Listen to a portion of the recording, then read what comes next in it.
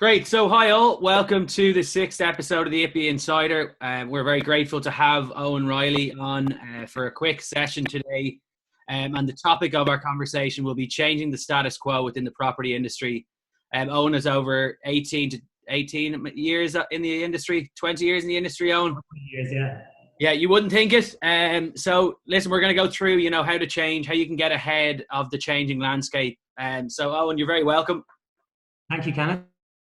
So, Owen, listen, tell me a bit about, obviously you've gone through a recession yourself and you've seen how the property market's tilted. How is this pandemic affecting the housing market in Dublin, in your opinion? Well, I suppose at the initial onset of COVID-19, the market stopped, and your initial reaction was the welfare and safety of your family and your colleagues. So initially it was just, the market just literally stopped. And it was just really the shock and awe of it, wasn't it? And a few days after the restrictions had been brought in, it became obvious that there were still people who needed to move for whatever reason. So it could have been people who were due to move to Dublin and needed to move into their rental property. There was tenancies ending. I remember when the hotels shut, we had to work to find a lot of people rentals very quickly. And of course, closings were scheduled to happen, and over the last 10 weeks we've had closings every week, but initially the market just literally stopped. Okay, so in terms of, you were talking about it stopping, but yet what allowed it to you and your staff to continually working? Was there an influx of new technologies having to be, you had to jump on them, or did you have the systems in place? Thankfully we had the systems in place.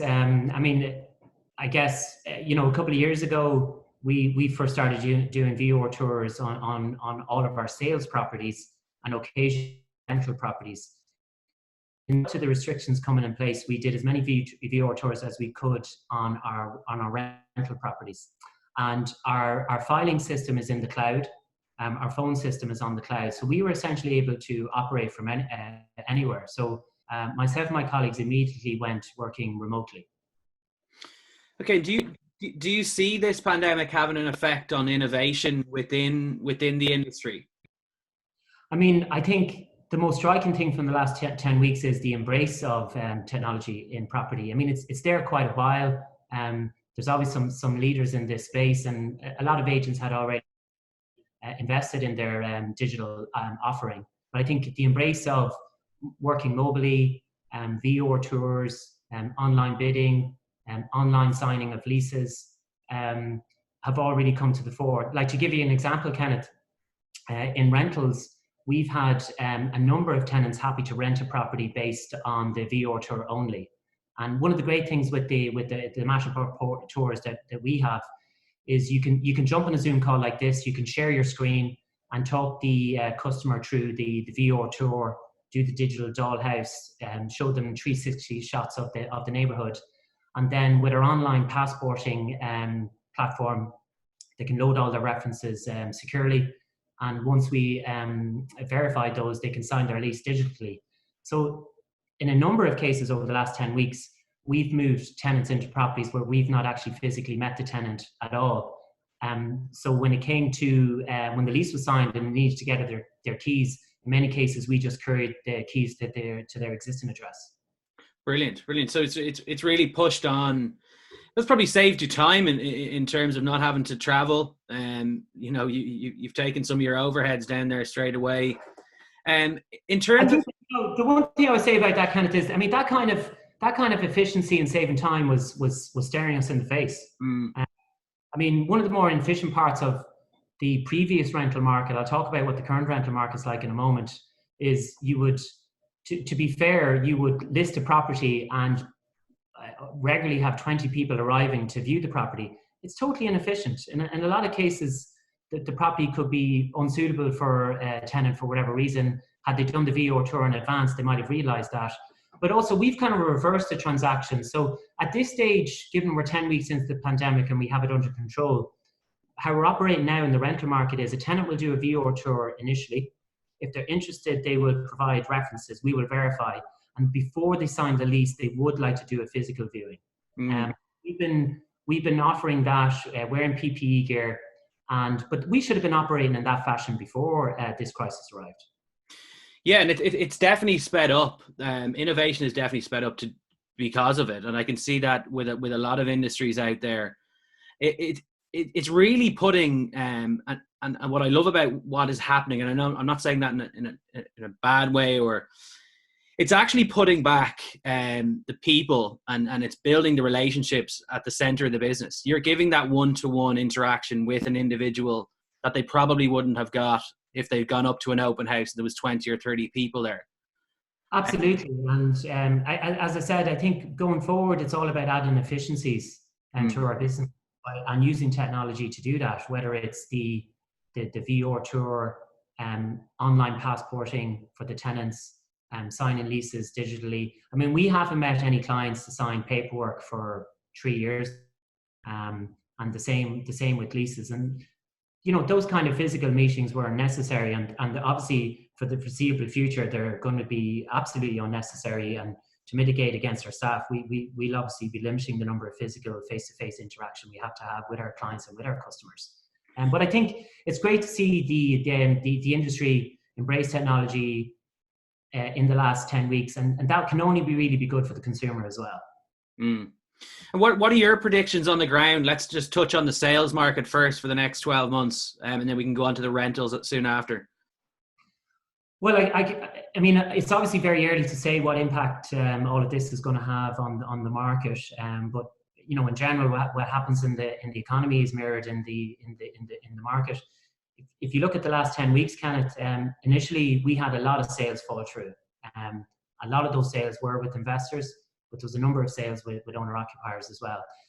And our fall through rate was nearly 60% actually, which sounded quite high initially, but from chatting to other agents, some of those are at similar levels now. Interestingly, some of those buyers are now re-engaging in the last week, wanting to start a conversation again. Unfortunately, in the last couple of weeks, we have had some cases where buyers who wanted to proceed can no longer proceed because their bank have withdrawn their initial mortgage offer. You're saying then your inquiries have increased, and do you see a steady influx of inquiries, continuing, or?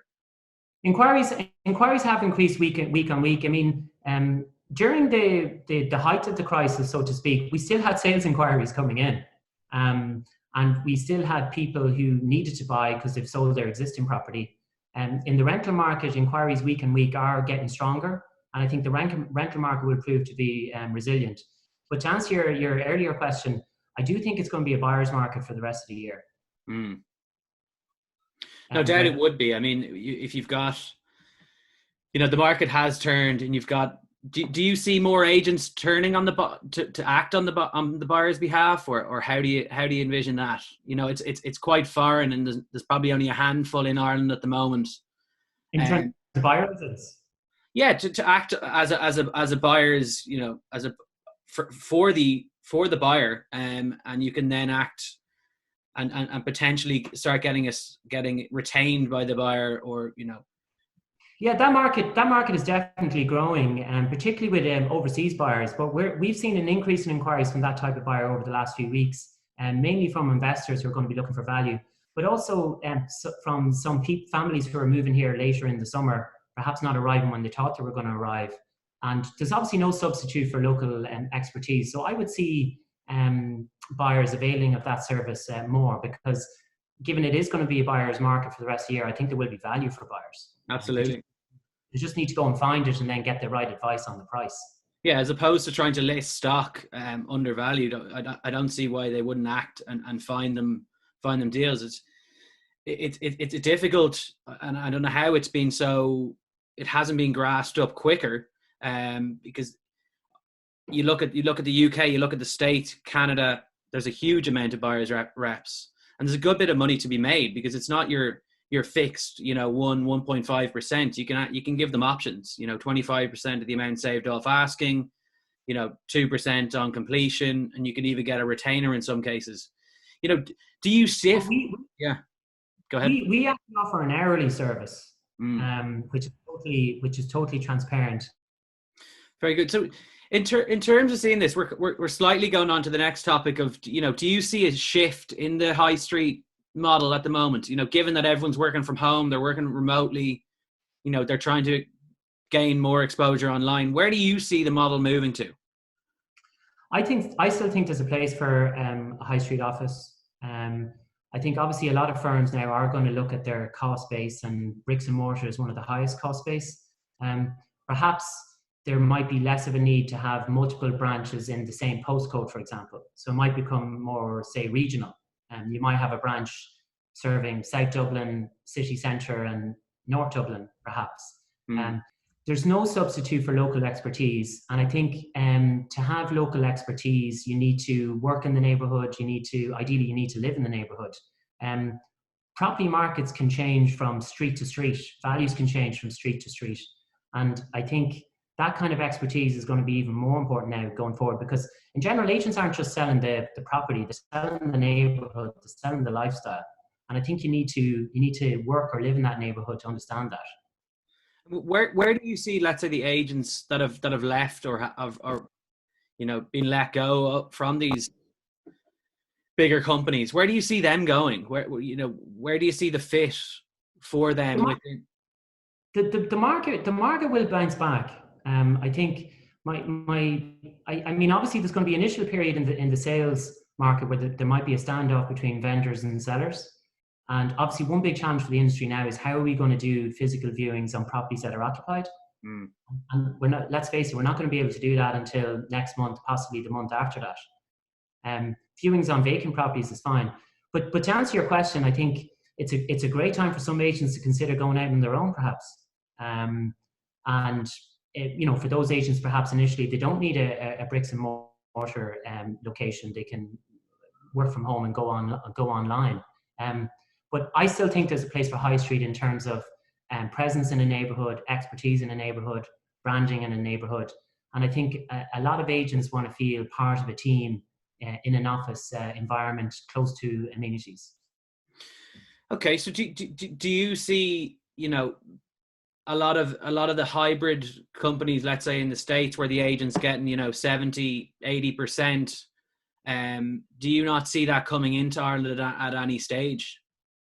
I could see that happening. The reality is, though, Kenneth, within the estate agency business in Dublin and in most other markets in Ireland, there's only really a handful of agents who can actually win business. Would be my experience. And I think if an agent was to come to me with a proposal saying, look, I'm going to work my own hours, I don't require a basic salary, but anything I bring in, I'm taking home 70 or 80% of that, I would have no problem with that. But in my experience, most agents will not operate under that kind of structure. They want a basic salary, and they want their firm to hand them instructions. They'll work on their own client base as well. So the question is, can these agents, if they're not on basic salaries and are not getting their expenses covered, can they go out and win business?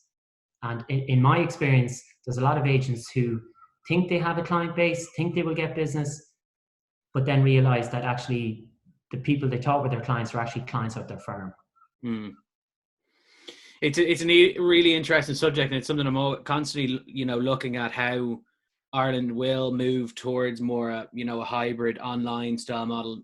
Not saying that the traditional style model, but it's allowing more for the agent, in return, and making them more, trying to build their own business, trying to build, their own client base, servicing their client base to really see, more of the depths of how to run an agency more efficiently and not being transactional, not just worrying about what's going to be in their bank account at the end of the month, to realize, right, I've got to go out and earn my own piece here. And I think agency will really, the standard of agency will go through the roof, I believe, when that does happen. Because if you look at some of the big guys in the States and in Europe, they've built their own business, like yourself. Your name's over the door. It's not a big company name, and it's interesting to see where do you see the industry change if it's not the bricks and mortar, where do you believe it's going to go to? Well, the first thing I would say is all agents are online now, Kenneth. And as far as I see in Ireland, the biggest innovators in the industry in terms of their digital offering are the what you referred to there as traditional agents. And I've been approached by a number of these brands from America and brands from Europe, and who have built very impressive businesses in their own countries and in their own continents, but their brands are basically not known here. So in my opinion, I didn't see really what they were offering. Yes, they have some very impressive online platforms that offer some of the features we spoke about earlier there, Kenneth. But agents in Ireland can develop these systems themselves. And in fact, the main leading agents in Ireland have already done that. Yeah. So I think the going forward, the agents who will be successful, who, as you call it, that hybrid model, but that hybrid model is here years already, in my opinion. My company would be one example of that. But the top firms in Dublin and in Ireland have been digitizing for quite some time now, I would suggest. Yeah, which kind of touches on our next point would be, how do you see innovation of prop tech and tools progressing on in the coming years? Well, I mean, it's all about adding efficiencies, and I think when we're talking about high street branches, are they required? How do we look at the whole cost? How can agents build their own brand underneath a larger brand that supports the agents? A bit like the brokerage model in the United States. But talking about inefficiencies, one of the biggest and my point with all of that, Kenneth, is the cost. It's the cost of everything. And estate agency in Ireland has become a very low margin business in the last number of years. There are a lot of agents who, some aren't even making a profit at the end of the month. So you've got to look at the cost base. And yes, bricks and mortar is a cost, but quite often the cost of an employee can be higher. The biggest inefficiency in the business at the moment is the amount of sales that fall through and how long it takes to close a sale. I think we've cracked the virtual viewing part of it. Many agents and platforms are offering online bidding, which buyers obviously love because of the transparency of it and the efficiency of it. So I think the next part of the transaction that needs to be looked at is the conveyancing.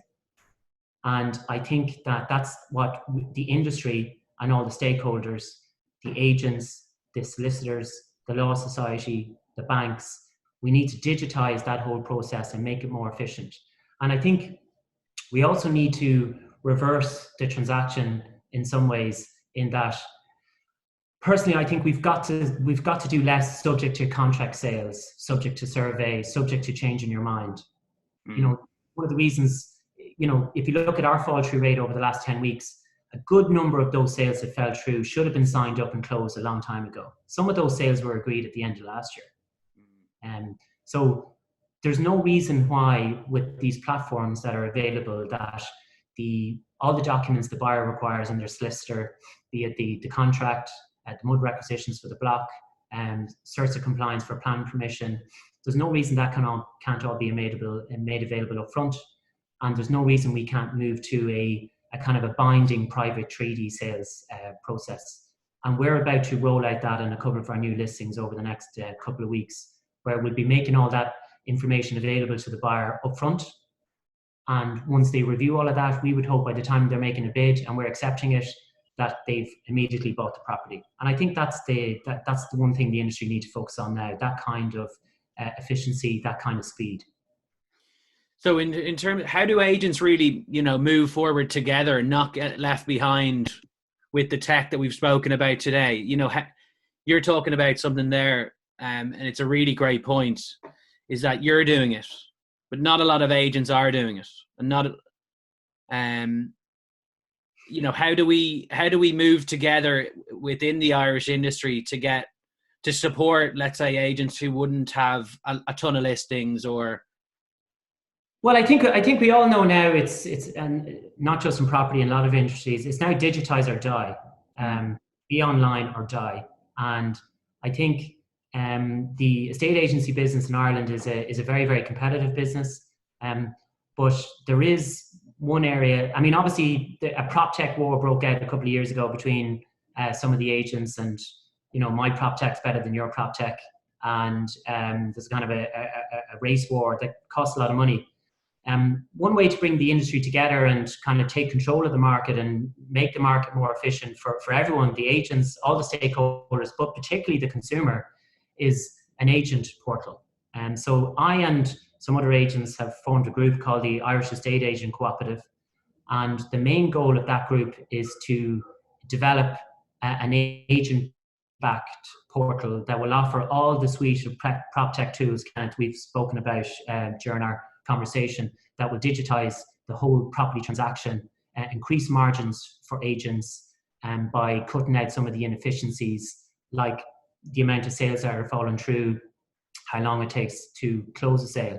I think if every agent sold 80% of everything they listed and it closed reasonably quickly, this can be a very, very profitable business. But I think agents need to focus on how can they produce new fee revenue streams. And one of those is by getting a share of the digital dividend from the online market, which is something that the current portals in Ireland are not sharing with agents. And some of the portals are making more money from online advertising and reporting how they're using the data than they are from the fees they're collecting from agents. And I think agents need to look at that, and we need to focus on working together to develop an agent-backed portal that will generate these new revenue streams for agents. You touched off quite an interesting point there. You know, having stock sitting on the market for long periods of time comes down to it being poorly valued, or, you know, not a full understanding of the market. In terms of having the correct data and grasping a firm grip on how the market is performing, how can agents value properties more efficiently? And, you know, how are you valuing properties right now? Well, right now it's hard to put a value on anything. I mean, all you can do is look at the last 10 weeks. But one can get an idea from some sales we've had to renegotiate with buyers. So we found some buyers were happy to proceed as agreed and wanted to renegotiate. And then one can look at, I suppose, what's happening in other markets that have reopened, like New Zealand, and like in the United States, like in China, for example.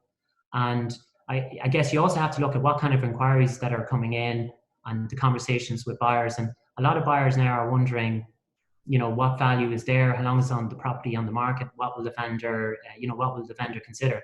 And as I mentioned earlier, one concern I have is a kind of a standoff now between buyers and sellers that goes on for months. During the last crisis in the property market, which was brought on by a financial crisis, obviously, was, you know, transactions went way down from 2008 to the end of 2012. That's 4 years. That's 4 years. And transactions are the lifeblood of an agent's business. And the biggest lesson I learned during the last crash is to be ruthless with your time. You've got to be ruthless with your time. Of course, it's every agent's responsibility to their client to A, try and get them the best result, and B, provide the best service. But you've got to be ruthless with your time. And what I mean by that is, if you're taking on a property, you've got to make sure that the valuation reflects the current situation and you know, some of the reporting that we're seeing on the market, but also what buyers are also looking for. And I think, like I recall during that time, I'd somehow on my books for 2 years, and it sometimes sold and sometimes it didn't sold. So you got during that period. So I think going forward, focus on getting the best result for your client. You've got to focus on vendors who understand there's been a shift in the market now. And the question is, you know, how long is this going to last? But as mentioned earlier, it's going to be a buyer's market for the rest of the year. And I think vendors need to understand that. Well, if you could put a number on it now, and, you know, your prediction for the sales market, how far do you see it dropping?